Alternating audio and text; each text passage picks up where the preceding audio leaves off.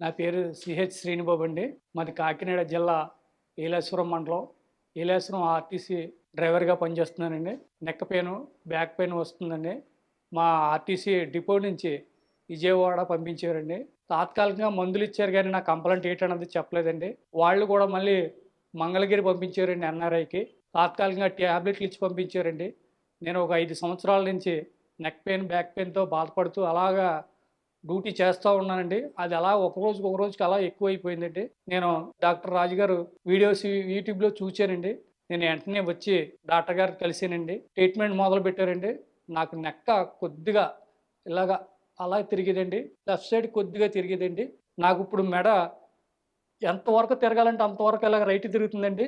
Left కూడా అంతే వరకు తిరుగుతుందండి నాకి. చానా ఫ్రీగా ఉందండి. అలాగే బ్యాక్ పెయిన్ గూడా నాకు ఎంతో నయమైందండి.